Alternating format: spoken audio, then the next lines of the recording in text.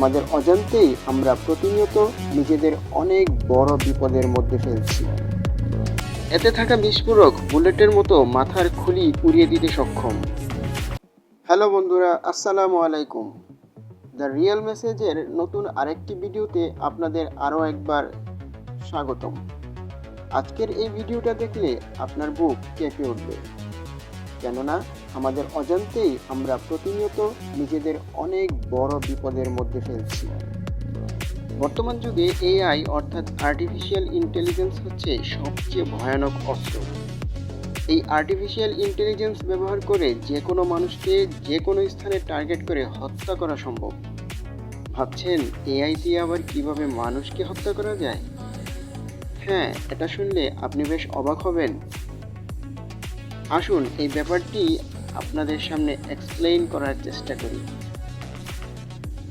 Artificial intelligence যে দিন দিন আমাদের এক ভয়ঙ্কর নজরদারির মধ্যে নিয়ে যাচ্ছে, তার ছোট্ট একটি নমুনা হলো স্ক্রিনে দেখানো এই ঘাতক ড্রোন। আকারে বেশ ছোট, হাতের তালুতেই রাখা যায়, কিন্তু এর প্রসেসর স্বয়ংক্রিয়ভাবে মানুষের চেয়ে শত গুণ দ্রুত রিয়্যাক্ট করতে পারে।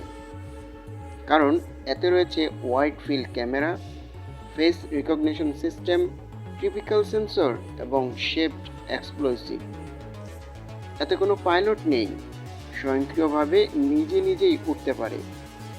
দেয়াল, গ্লাস কিংবা স্টিলের তৈরি প্রতিবন্ধকতা ভেদ করে ভেতরে প্রবেশ করতে পারে অনায়াসেই।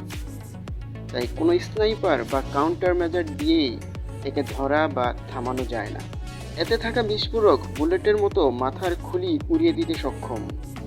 এই ড্রোনটি আপনার ব্যবহৃত Facebook, Google map, Google Chrome, WhatsApp এবং বিভিন্ন সোশ্যাল মিডিয়া সাইট থেকে প্রাপ্ত ডেটা ব্যবহার করে নিজে থেকেই আপনাকে খুঁজে বের করতে পারবে এবং আপনার চেহারা শনাক্ত করে খুন করে চলে যাবে। আরও ভয়ঙ্কর ব্যাপার হলো, আকাশ থেকে প্লেনের মাধ্যমে কয়েক লক্ষ ড্রোন এয়ারড্রপ করা হলে এগুলো মৌমাছির মতো ঝাঁক বেঁধে এসে লক্ষ লক্ষ মানুষকে নিখুঁতভাবে টার্গেট করতে পারবে। এভাবে নির্দিষ্ট কোনো দল বা সংগঠনের লোকদের প্রিসাইসলি টার্গেট করে ধ্বংস করে ফেলতে পারবে। এই ড্রোনগুলোর টার্গেট এতটাই নিখুঁত যে ঘরে ঢুকে আপনার ভাইকে না মেরে আপনাকে মারতে পারবে।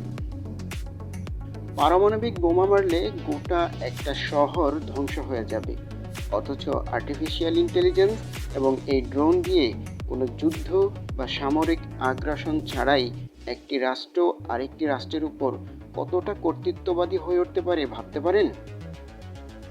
এআই এর সবচেয়ে বড় শক্তি হলো ডেটা। যত বেশি ডেটা তত শক্তিশালী মডেল।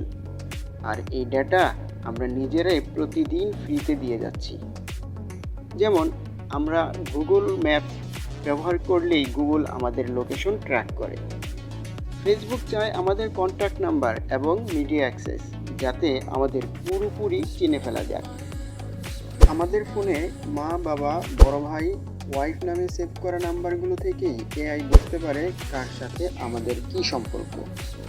ব্রাউজার মনে রাখে আমাদের সব পাসওয়ার্ড, ইমেল এবং ব্রাউজিং হিস্ট্রি।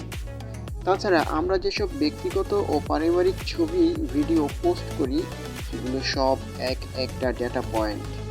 আর আপনাকে আমাকে শনাক্ত করতে এর চেয়ে বেশি কিছুর প্রয়োজন নেই। সুতরাং বর্তমান সময়ে অলরেডি আমরা এআই নজরদারির মধ্যে আছি। দিন যত এগোবে এই নজরদারি আরও নিখুঁত ও তীব্র হবে। তাহলে আমরা কি শীঘ্রই দাজ্জালীয় ডিস্টোপিয়ায় প্রবেশ করতে যাচ্ছি?